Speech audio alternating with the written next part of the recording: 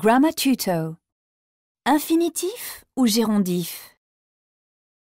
La base verbale constitue en anglais la forme la plus simple du verbe, celle sur laquelle on ajoutera les marques de temps ou de personne pour conjuguer le verbe. Elle exprime le sens du verbe de manière neutre. La base verbale s'utilise seule après des verbes de perception, des modaux ou équivalents modaux. When I heard them sing on the BBC, I didn't know them. Le verbe de perception Heard, et l'auxiliaire did. sont ainsi suivis de la seule base verbale. L'infinitif est formé de la base verbale précédée de to.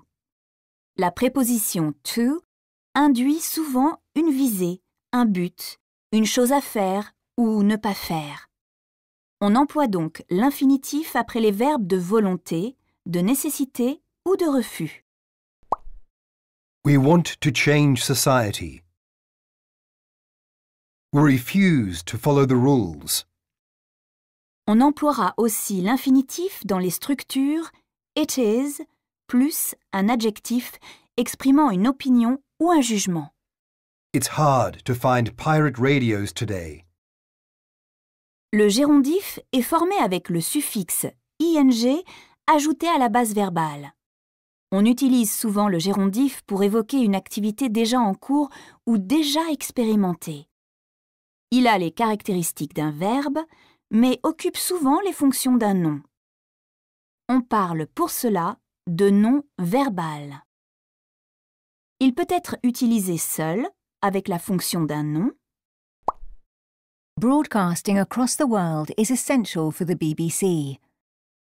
Broadcasting Est ici sujet du verbe is. après les verbes de goût comme Like, love, enjoy, hate. etc., on peut trouver un nom ou un gérondif. I like classical music. I like playing classical music. Enfin, on pourra employer le gérondif après une préposition. I told him about listening to this program. Attention, après les verbes de goût, on peut choisir entre le gérondif et l'infinitif selon le sens que l'on veut donner à la phrase.